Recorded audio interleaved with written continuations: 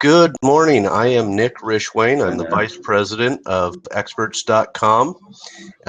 Welcome to our blab with our expert, John Miner. This blab is brought to you, of course, by Experts.com. John Miner joining me today. John is the president of Complete General Contractors. He's a third-generation contractor. He is a recognized expert on the costs and applications necessary to repair buildings damaged by the manufacturer, builder liability issues, water damage, water intrusion, mold, asbestos. He's been the president of Complete General Contractors, and correct me if I'm wrong, John, but it's been 17 plus years right now. But you've been in the construction. Yeah, digging in the same ditch for 20 years. Okay, and you've been in the construction industry for more than 20, though, if I read the CV correctly. I have. Of course, we're evolving a little bit more to the consulting side now, but yes, sir. My dad was a electrical contractor, HVAC man, and plumbing contractor here in Florida since 1971, and then previous to that in Pennsylvania. And my grandfather also was he of all things, he was in the modular home building business and ran big cranes, both in World War II and then also privately in that modular business in so Pittsburgh, you've really been in the construction business your whole life, or some version of it. For one way or the other, whether I was signing the permit request or delivering it or pulling nails, I often say my right arm's longer than my left from carrying my dad's toolbox for the first from when I was 5 to 15, and so that I don't count that as part of my professional experience, but I assure you, I learned a whole lot. Excellent. Yeah, it's not common to find that third generation anything anymore where they all were in the business. So that's fantastic. Tell us a little bit about. I spouted off a few things, a few items of what your recognized expertise is, but can you expand on that? What do you do on a day-to-day basis, kind of thing, and how did you? Well, sure. We can look at my wall behind me, and that might remind me of the certifications that I possess. But essentially, what I started with fixing buildings. That was my deal. I would show up and. I worked with my dad, of course, carrying his toolbox, and then eventually working as a technician in his plumbing and electrical business, and actually, pulling wires, and plumbing, righty tighty, lefty loosey, and from that experience, I determined that I never wanted to lay on someone's kitchen floor and work underneath their sink again, as long as I lived. Not that there's anything wrong with it, because it's a good, honest, proper way to make a living, and I was proud. It motivated you to do something different. I just didn't want. You wanted to do something. Yeah, I wanted to do something different. I'm blessed. I got two sides of. I get two sides of the world in my upbringing. My mom and my grandmother both have master's degree in education, so they're very book learned and brilliant ladies, and they taught me. I was blessed with the understanding of how to take information from here, format it so that it will work to come into the brain of the person that I'm trying to express it to, and that's become extremely useful in the claims handling side of my job. Your ability to communicate, and then your ability to communicate. Yeah, and different people take information in different ways. Some people I can orally share with them. Hey, this is what's going on. This is why. And I've got some Supreme Court quotes that go along with that. And then other people want to see a photo, and they want to see a picture. And then a third section of people may want to see a diagram. They want to see, an actual a design, and so we've tried to. I've been blessed by having that experience in my background, as far as having the educational side of my family, and then also having the boots on the ground. My dad going to waking up, and getting all his jobs in line, drinking his cup of coffee, and heading out, hitting his first 3 or 4, buildings in the morning, or houses in the morning, and then of course lunch at the Waffle House, and so I've got a little bit of got both sides of that, and so that's been. And then you've applied that to your contracting and construction, your business. I have. I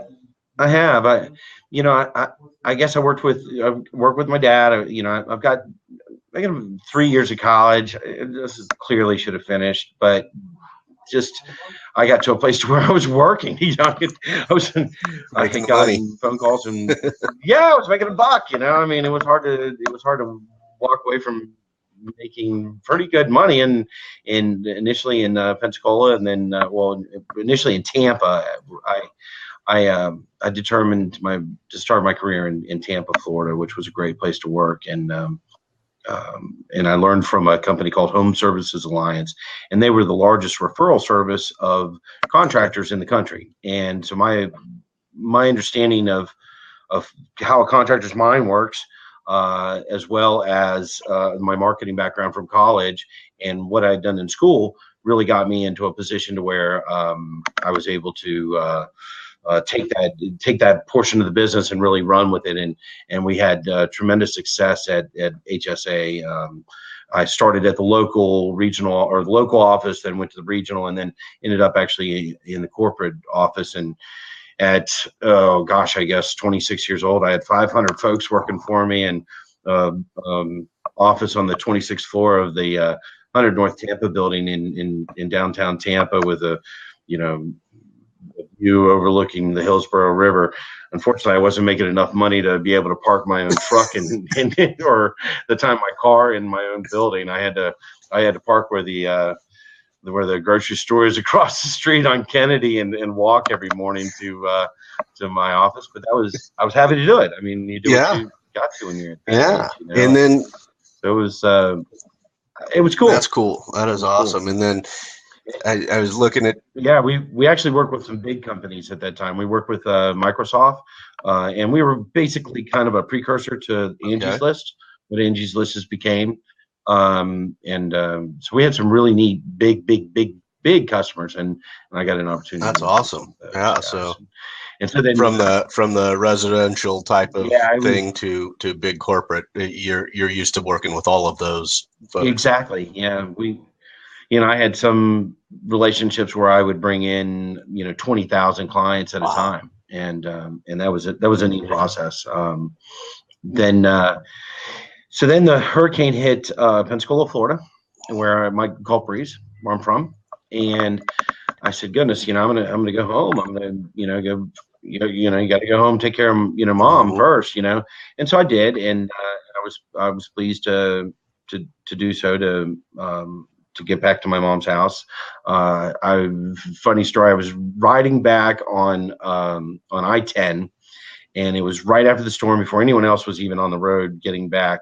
I had my, back of my car full of chainsaws, and because I being a coastal guy, we deal with this, right? Whether it's George or all the hurricanes that have come through Pensacola over the years, or other places. I know what you need. You need a chainsaw, you need food, you need water, you need gasoline. And so I was rolling along on I-10 coming from Tallahassee to Pensacola. It was in the middle of the night, and I see this line of cars behind me, headlights behind me, and I'm rolling pretty good, because there's nobody on the road, and I got places to be.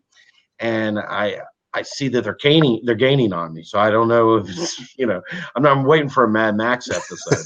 and all of a sudden, sure enough, they catch up with me, and it's State Highway Patrol, and it's a bunch of them, a dozen, 18 maybe, and they're all coming to provide service, emergency management services for for what we've got going on for this hurricane that hit, and this was Aaron Opal that had hit Pensacola.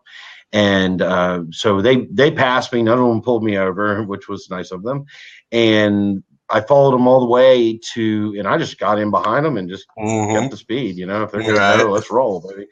And so we got to 87, and they're all stopped.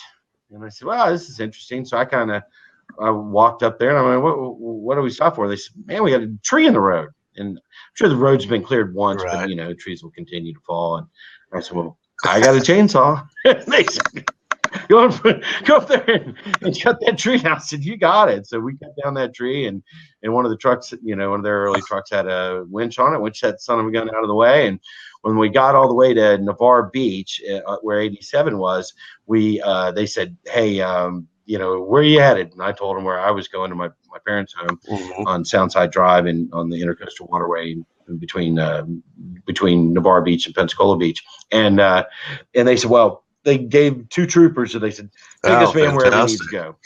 So that was my entry into that hurricane. So then, that was my reading your CV, I was looking. You are a licensed general contractor, and let me know if these licenses are still active. Sometimes that you no longer use these, but I've got North Carolina, South Carolina, and Florida. Is that still correct? You're licensed in all 3? Correct. Yeah, and at least those 3, and then typically I have an ability to with those different licenses. Florida has one testing method and testing organization, and then North and South Carolina have a different testing method. So between those 2 different tests, I can pretty much obtain my license in most any state without a tremendous amount of discussion. Some would require me to take the test. Almost none of them would require me to provide my experience again because of the licensing. So except for California, you know, California. And California, which I'm California just. Yeah, California are a little different as far as reciprocation with other licenses. So tell me, what do you do? What does Complete General Contractors? What are their main areas? You especially, what are your main areas of expertise? Like, what are you guys working on daily? Are you doing insurance-based work? Sure. Are you, like property claims assessment type of stuff, or what do you do that way? Well, you know, I guess the nature of the name of the company we kind of will share with you, you know, what we do. Complete. You know, we do what you direct us to do, what you hire us to do. If it's within our bailiwick of what we're smart, what we can handle, we will. You know, as a general contractor, obviously I'm open to hard construction, you know, restoration work. I primarily do restoration work. I will do a commercial build out on occasion. I'll build a you know, I like to do houses at the beach because, you know, everybody likes to do a house at the beach, and I can build a house or a building that I can't say that it won't leak, but it'll drain to the outside, which is, you know, a lot of people don't understand. The wall screen systems that we have today are now designed to allow water to intrude, but they're also designed to drain water back out, and that's what the flashings are for. The flashings are not there to keep the water out. The flashings are there to collect that water and drain it to the exterior. So we do a fair amount of hard construction. We do more immediately after a hurricane or a large weather event. We will, you know, I'll balloon up to 150 people. I'll have 150 folks, and of that 150, at least 90 will be actual real employees, you know, W-2 employees, because I don't like to be in a position where any particular sub can go, "Hey, pound sand, I'm not laying any more sheetrock for you." I want to be able to go, "Fine, there's the truck. Let me walk you to it, and I'll have, you know, 60 guys replacing you in the next 15 minutes." Okay. And when you have 90 employees, you can do that. and your clients don't Right. suffer. So we do hard Okay. construction. And then typically, and we'll do a lot of eyes on the projects for insurance companies, attorneys, whether plaintiff for defense. We also do, we do a lot with the University of Florida. Dr. Forrest Masters over there is nice enough to allow me to, I'm on some steering committees at UF, and I travel with him to set up the weather stations in advance of the hurricanes making landfall.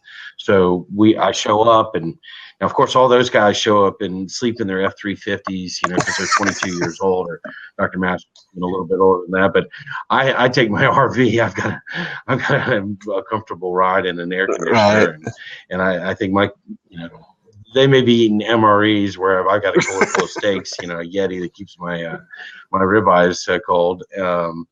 And I bring my four-wheelers because I make a little trip out. I say it's because you might need me to get around, but it's actually just because I want to ride my four-wheeler. And then is that put you on the ground then after the weather event occurs and you're able to get straight to work? You're there. I'm there. Okay. I'm on it. I'm not really, those first 3 to 5 days, I'm not particularly there for work. I'm there to provide a service to the community. I want to go to heaven when this thing's all over. And so if I can do some good, that's what I do. I've got a friend of mine, Bill Bracken, that's 2004 First Responder of the Year, and I kind of use him as a guide as to him and Dr. Masters on what technical or what technical experience that I have and understanding that I have of buildings that allow me to go in and go, okay, this building, it's history. It needs a bulldozer, a wrecking ball, and a wind estimate and a flood estimate. It needs 10,000 photos. Probably needs a lot of times nowadays we would use a drone to go up there and take pictures of the 8th floor and try to get a photo of the interior of that particular unit.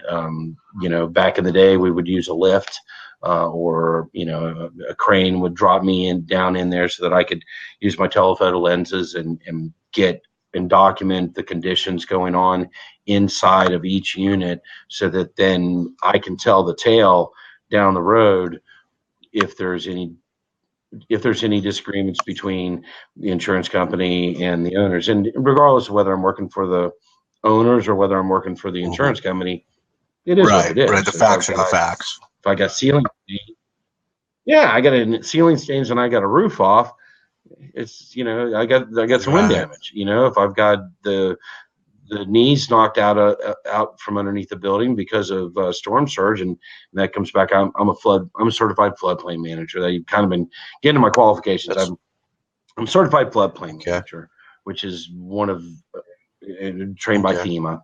I'm a licensed general contractor in the 3 states we discussed. I am trained by FLIR as a thermographer.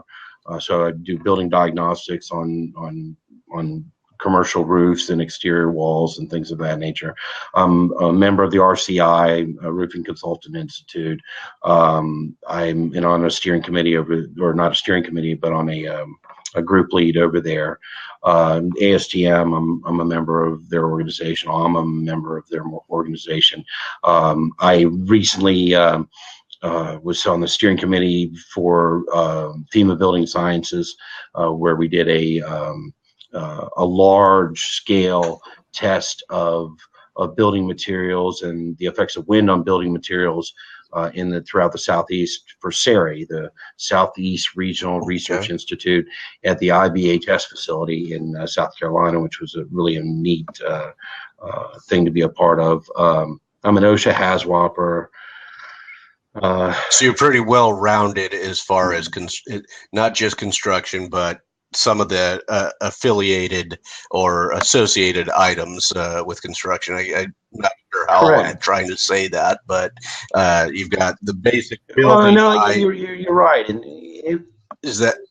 And I read an article yesterday, and there's a couple things that I'm probably super good, real good at. I mean, everybody knows what they're good at, and some things that they're not as strong at. When it comes to exterior envelopes, synthetic stucco or other siding products, and window and wall fenestrations, I'm pretty strong on that. And then I'm pretty strong at wind versus flood. Those are things that I can pretty much, I'm pretty comfortable with. But then I'm broad in my knowledge, and then I'm deep in certain areas, right? Categories. Yeah, and a lot of times what I find is that folks will bring me in, counsel or insurance companies or counsel for insurance companies will bring me in because they understand that if I don't know it, right, I'll find out who does. And I'll hire them or call them up and go, hey. And that's important. And it really brings me to, you market your expert witness experience on Experts.com. And that kind of brings me to, it sounds like your limitations, which is important for a testifying expert. I think you'll agree. You want to be objective, and you don't want to testify to something that you're incapable of, that you're unprepared to testify to, or that's beyond your expertise. Absolutely right. Absolutely right. Best advice I ever received from these attorneys is don't overreach. And if you don't know the answer to a question, I don't know. Just step up and say, I'm sorry, but I don't know. And sometimes you weren't hired to know that anyway. So why are you trying to know it? And you don't have to be everything. Right. You can just be what you are. Here is my expertise. And this part, Right. All right. This little narrow box, right. Or, I can say, in general, I believe that this appears to be typical to what I've seen in the past for this type of claim. But I would suggest that you rely on the meteorologist to talk about the weather. Now, was I there setting up the stick net stations or the hardened weather stations, before the storm? And do I have all of that information? Sure, I've got that information.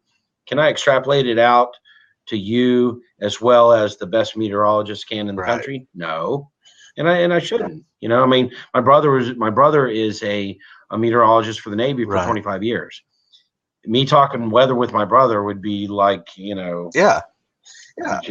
like me talking how to cook with a chef at Global Grill. Right. It's just, this is what I know, and I need to stick within that, because when I get out here, I get in trouble if I'm testifying. I mean, that's right.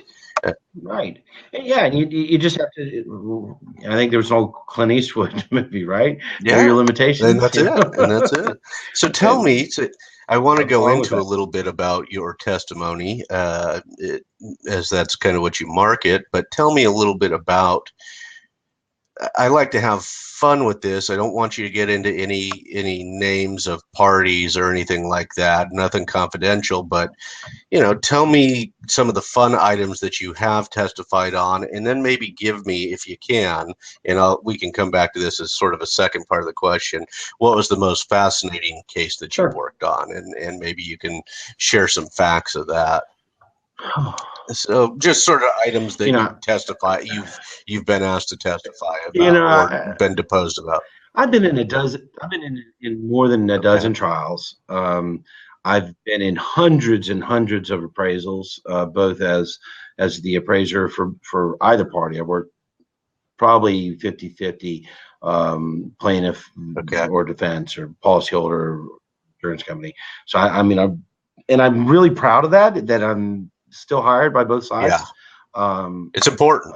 I think it's important. I think that if one side exclusively hires you, that I think for my practice, I want to be known as somebody that you can call out, and you're going to get. I'm not just going to dial it. You're not going to be a hired gun. If you got a claim that's got some challenges, I'm going to tell you. Hey, let's get this one paid. And get that. You don't want to be. If you got don't want to be a hired gun. Don't want to want to be viewed as a biased expert. I want to be Yeah, I want to do my job. I want to do my real job, because every people, give a bad rap nowadays to the claims handling industry and the insurance company side. And I disagree implicitly. I think that clearly you got maybe three types. You've got some that just don't know, they just don't know whether or not why something should be included or not included, and they just don't know. And that's okay. That's just a function of training, or maybe it's my job to explain to them why I feel that it would be reasonable to bring these things in. I think you got some that don't care and just are trying to look for an outcome and get the claim closed, and they'll let somebody else deal with the fallout. And then I think you got a third that really, really do care, and from the insurance side, and they want to pay every dime that's due. And there's a number of insurance companies out there, in my experience, that they want to pay everything that they owe for, and they want to give a reasonable number to a loss and get people satisfied and get them moving on with their lives. And I'm proud to work. That would be that's a nice insurance company to work for. I'm not used to hearing about those. Yeah. Yeah. There's so many good ones. There's so many good ones, and people just don't understand it. And a lot of times it's just perception, because a lot of times I'll get the claim, and the adjuster will be frustrated, or the attorney for the defense will be frustrated, and it'll all be a function of misconception. Okay. Because I go out there and put eyes on it, and I'm like, whoa, you're missing something. You're missing something. So you want to talk about some funny claims? I got a good one. I got one that this was first year of my career, 6 months of my career. And I was working as a roofing contractor in Wrightsville Beach, North Carolina. And I go out to this project, and I said, okay, typical work authorization. We'll do the job for the amount allowed for by the insurance company. The guy says, okay, no problem. He says, now other people have said that, but they didn't want to do it. I said, well, I feel confident. What's your deductible? It was however much, $5,000 or something. I said, you have to pay your deductible. He goes, I'm happy to pay it. No problem. I said, all right, I'll take your job. I said, here's a work authorization. You need to sign it. So he signs it. I said, okay, now give me the paperwork. And he hands me the paperwork. Well, I'm looking at the paperwork, and and I'm looking at the guy's math and where he'd done. It was back in the day when they did the sheet. This is, I started Xactimate when it was DOS based. So, I've been around a while, but this is back when we used to write it down on a piece of paper. It was maybe a 4-part piece of paper, and you give one to the policyholder, maybe one to the contractor. You keep one, and you give one to your claims manager. And so I'm looking at it. He just forgot to carry a zero, and he basically left off a 10,000 square foot of roofing. Yeah, and I was able to read it on the piece of paper because he chose his math. And so I called up the adjuster, and I'm like, the in-house adjuster, and I said, hey, I got one I'd like you to look at. He said, sure, no problem. So this was back in the day of fax machines. So I faxed in my work authorization. I faxed in my workman's comp liability insurance, faxed in their claim write-up. And he says, okay. And I called him up 20 minutes later. This is back when you could actually do all that. And he says, I said, okay, are you looking at all this? He goes, yeah, I got it. What's the problem? I said, well, run that math on that last fourth page. He goes, holy heck, we left you out 10,000 square foot, didn't we? I said, well, yeah, you did. And of course, back then, shingles were about $1.25 a square foot. So, that was $12,500. And he goes, anything else I missed? I said, there's some stains here, there, blah, blah, blah. And I said, we're general contractors, so we're going to do the whole job. He goes, okay, great. I owe you $12,500 plus another $2-3K for, these items that you presented. Thank you very much. I'm going to add overhead and profit to the entire claim. You'll be getting a supplement for X dollars in the next, 7 to 10 days. Thank you so much. Right. Call me if you have any problems.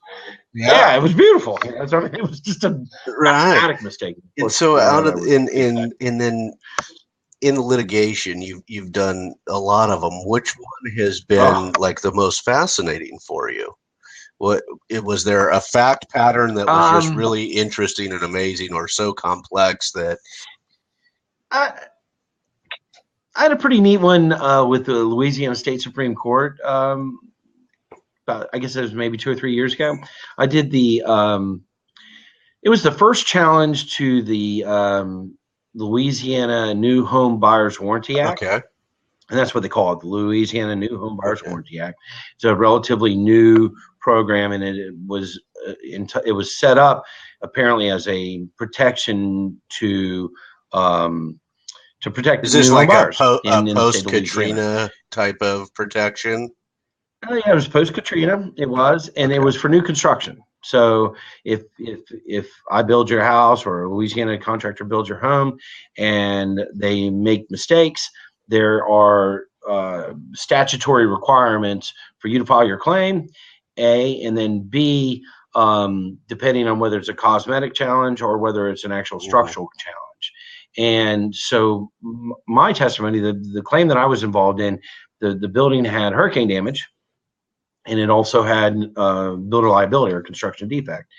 And my job was to come in, delineate those two different types of damage, and be the cost expert on providing that separation, and then go in and use building diagnostics, thermal imaging cameras and moisture meters, and then do selected test cuts to document the conditions, that the anomalies that we see in a thermal imaging camera or in our testing, and then go dig in further and find out, okay, this is what the problem is behind the skin.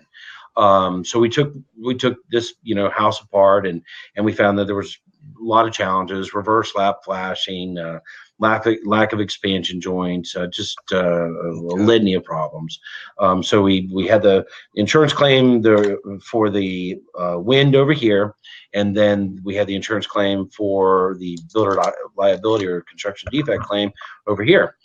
Well, there's a 5-year statute in order to have structural damage, the responsibility of the original builder. And fortunately, these folks had filed in time. It's the case. It's the Shaw case, Shaw versus KDA Builders, which it's public information. So I don't mind sharing this. And actually the write-up is on my website at CompleteContracting.com, where the Louisiana State Supreme Court eventually came in and agreed with me. But the best thing that I went in and I technically identified what was going on with the exterior wall systems and the weather resistant barrier and the installation of the windows, et cetera. And then so I explained that in technical detail, and I hope I pulled my weight on that. Well, then the next portion that happened was that my wife was an adjuster for a dozen plus years, and she's very pragmatic. And she says, well, it'd be like tucking your rain pants inside your rain boots and then being surprised when your feet got wet. In other words, the rain boots have got to go to the outside of your rain boots, or that water's going to channel right into your socks and your feet. Well, that's exactly a representation of what was going on with the exterior of this residence. So all my technical detail and expertise was absolutely trumped by my wife's anecdote, and that's what the state Supreme Court quoted me as saying. Was exactly that I was talking about. It was that. So all that technical expertise, but that description just made it that simple. It boiled down to, don't tuck your rain pants inside your rain boots. And what it means is, you got a weather resistant barrier, whether it's Tyvek or felt paper, whatever it is, and it's not bringing that Tyvek or felt paper down the face of your building and then wrapping it into the head of the windows. You got to wrap it to the outside so it flanges out. So you're trying to envision, if water gets through this exterior wall system, I want it to drain out and then hit these metal flashings and kick to the outside of the building.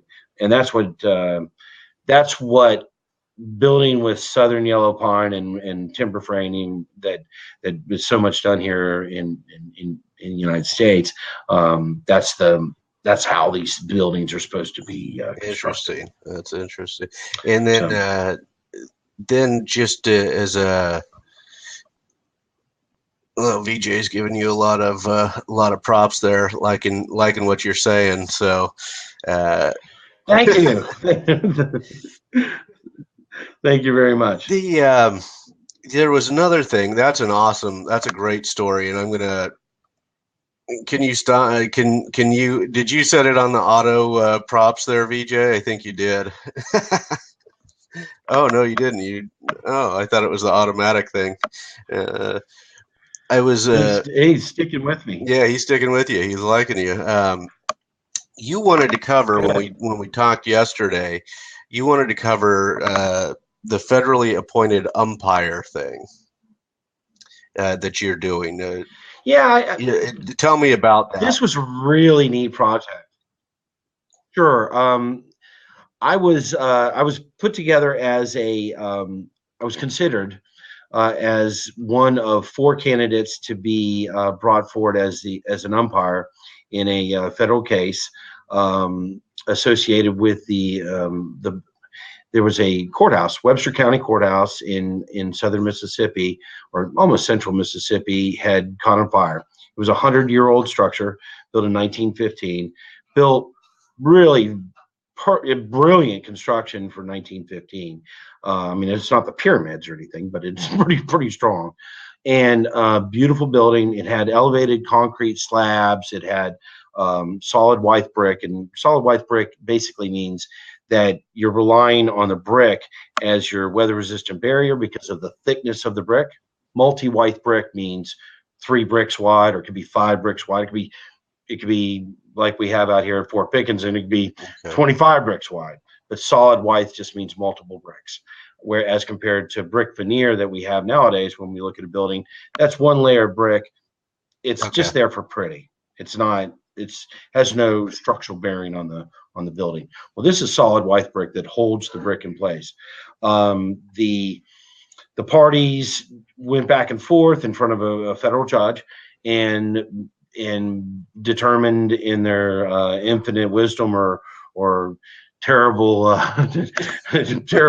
poor decision to hire me or select me as the umpire on a the claim was the demand on the loss was in excess of $10 million. It didn't settle for. I did not sign an appraisal for that amount of money, but that was the initial demand. And so the building caught on fire. It burned just recklessly for about 7 hours of just really brutal, high heat, tremendous amount of fire. Multiple different fire departments showing up to try to put out this fire. So I got it it burned in January of 2013. I got it this summer, and the federal judge said, you're going to get this done by, I think she gave us till August or September 15th. But I mean, you're going to get this done now. Like a couple of months or 6 weeks or a couple of months? Yeah, we didn't have much time. We had sufficient time, but we were certainly directed to push some other things away. And when a federal judge directs you to do so, you do, or you don't take the vow, one or the other. I mean, you can say no. And so I got to work with 2 really brilliant appraisers, but diametrically opposed personalities. I mean, one world-renowned, brilliant person. If I mentioned his name, everybody in our industry would know this gentleman, and he's super smart. Really enjoyed working with him. He actually taught me some things on how to put together a plan or a discussion of damages, so that it works, so that it makes sense to people in our industry. Then I had another appraiser who equally brilliant, but in completely different ways.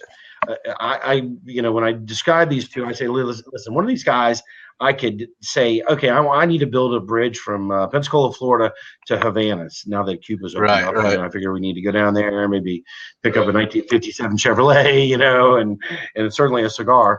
And so, one of them I could say, okay, build me a bridge to Havana, and and cut them a check for X dollars, and I'd have a bridge. I mean, it would be done and it would work, and the expansion joints would be in the right place, and the rebar would be properly covered, and there wouldn't have, challenges with that bridge. It wouldn't sink. It would work just great. I have no doubt that this guy could build me anything I ever asked him to have built. The other guy, I think, could certainly also do the same, except that he would give me 150,000 documents on how he's going to build the bridge before he built it. So the other guy would say, well, he'd put it on a napkin and go, well, this is what I got in mind, John, and, this is how I'm going to book, and it would happen. And so they were both very, very smart, but in completely opposite different ways. And I think the reason why the judge selected me or allowed me to provide the service, to be this umpire, to be this neutral between these two parties on this relatively large loss, was because I understand both languages. I'm fluent in, I'm fluent in constructionese. I'm fluent in, hey, I'll go meet you at a Waffle House and we'll figure out how to get it done. That's fine. Kicking bricks and making agreements. I'm also capable of getting a set of plans and getting 150,000 documents and photos to go behind that, and taking all that information in and learning from that as well. And I think that's the two. I frankly believe that's directly as a result of my childhood and of my parents. I mean, I take that back to my mom, and my grandmother had a master's degree. Born in 1910, and she had a master's degree, in clinical teaching. So I think that's why I'm able to. You were able to communicate with both these guys who had these two different styles of doing this. Yeah. And I don't think those two ever converted one thing to the other one said. The entire process of our appraisal panel meeting, except for we all agreed on we got that. And so how did that conclude? Is that concluded yet, or you did settle? I settled it. Yeah. Well, myself and one of the appraisers settled it.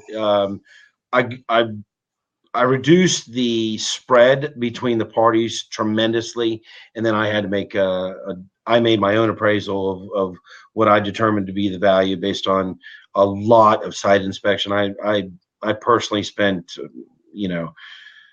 50 hours inside of this building, and like I said, it had 3 layers of brick that were the structural exterior brick, and when I tap on it with just even the slightest mallet, I found the interior brick shaling off and falling to pieces, and the grout was already history, but the brick itself, because it had been subject to such high heat and then water, which was the process of putting the fire out, it had failed.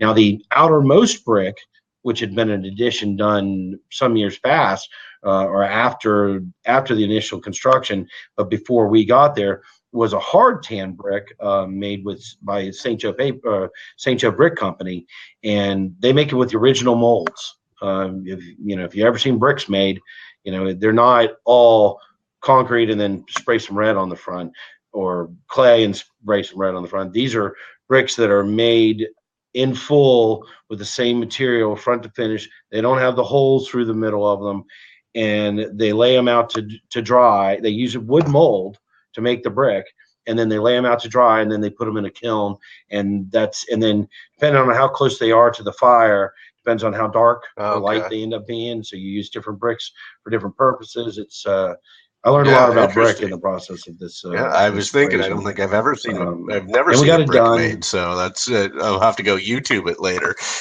just to check it out. No, come on over come to my office. We'll go make you a brick, no problem. I got clay right up the road. I don't know how far you are from Pensacola, Florida. About 3,000 miles, I think. I think we're in North. Hey, I got lots of all right. I need to check that out. I've been working sandy claims for the last 2 years. I've 3 years. I got lots and lots of sandy. I got lots and lots of That's Fly awesome. miles. That's So just tell me your date. fantastic. So we got about 10 to 12 minutes left. We've had just a handful of people, some who aren't logged in watching, but the beauty of this platform is to be able to reuse the video later on. So when we're done, I'll transfer it into a YouTube video for you and email that link over to you, and we can link it on your profiles and so forth. But how would you? Two things I'd like to cover before we close up. I'll start with this one. It would be for those who are looking to go into contracting. What do you see coming up in the future of the business for them, and what guidance would you give kind of a newcomer or a newbie, somebody who's maybe getting out of school and going into contracting, or getting out of college going into contracting? What's the future of it look like, and what would they need to do? Well, that's a great question. Thanks for asking.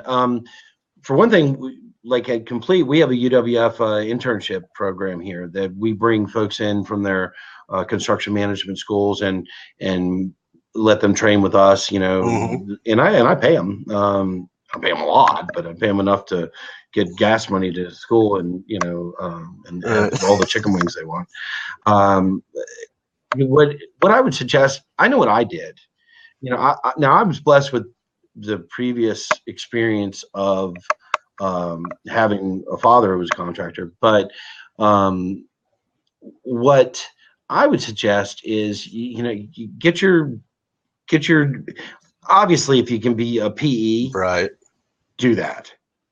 Nothing's going to trump a PE. The professional You're always going to want a engineer, PE. for those who don't if know, you can it's get a professional engineer. Yeah, if you can get your engineering degree, even if you're going to be a general contractor, great, no problem, because there's nothing wrong with your name's certified general contractor, comma PE. That pulls a lot of weight. So I mean, if I had to do over again, that's certainly the route of study that I would have taken. Of course, I would have had to get some math from some of my, maybe Bill Brack would help me with the math Right. problems, or a couple other friends of mine. But if you can go that, if you're strong enough math to do that, I would do that. I would go that direction, and then what I did is I went to work for Paul Davis Systems initially. I worked for Home Services Alliance, which was the marketing side of it, and then I worked for Paul Davis Systems as an associate. And they sent me off to associate training for 3 weeks, which was a good immersion into what the industry was all about, the estimating programs that are out there. I certainly would get.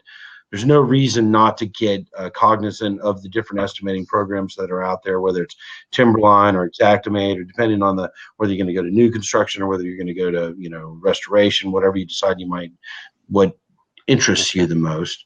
For me, it's restoration, or premium home new construction, or real fancy, something that no one else is doing. I mean, we built we built Centennial Plaza at Appalachian State University, which is a 200-year centennial of the original construction of that school. I built that because I thought it was cool. So do something because you enjoy it. That's what I did. Yeah, I liked it. It was neat. So I would say going to work for one of the big boys, going to work for a big company was a tremendous benefit for me. Working for Bill, we had Bill McBride here in Pensacola. We were rookie franchise of the year that I worked for Bill. He was a wonderful boss. I learned a tremendous amount from him. So I would go work for one of the big guys, and learn and take your licks and do whatever it takes to get to where you're sufficiently trained to where you can make good decisions, where you can actually be a real asset. And then forget about 9 to 5. If you're working 9 to 5, sweetheart, take it, because it's not going to make it. It's not going to work. It's not going to work. If you're working 8 to 8, you might have a chance. And then you better program your brain to dream about construction while you're asleep, because that's the reality. And where's the future of the industry? If you don't put yourself into construction, it'll get away from you in a second. obviously Home Builders Association, you want to join those guys. You want to join the NARIs of the world, as much as you can surround yourself with other smart folks, Yeah. and don't be afraid to ask questions. Now, I've been over years, especially in the claim side, I'll ask questions of people, and they'll come back in their reports and say, well, Mr. Miner asked this question and this question, as if I don't know. Well, you know what? See you at the trial. I'll know, because I asked the Right. question, and I'm going to find out the answer. And if you don't know the answer, you can be certain I will by the time we talk about like it that. again. So ask the questions. Ask questions. There's a lot of folks out there that have a lot of experience and a lot of information that would love to help you out. But people are afraid to look like they don't know what the heck's going on. If you know everything that's going on, then you're not on planet Earth. Jack of all trades, master of none. Yeah. Right. Exactly. Where is the future? I would suggest going to the big companies. And where's the future of contracting going? Is it more robotic? Is it more coding involved? Do they need to know those things today? Are there, are plans being drawn out more in programming? Do you see any of that yet? I've never seen a set of architectural drawings that you could follow exactly and know that it was going to work. The biggest challenge that I see is because of the way the federal tax code is written up. It is so hard for me as a general contractor to keep employees going all the time.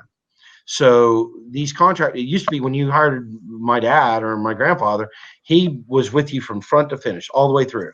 And there wasn't a part of that project or that job that was being done that he didn't understand, and he couldn't physically do with his hands, right? And that's why mine are gnarled.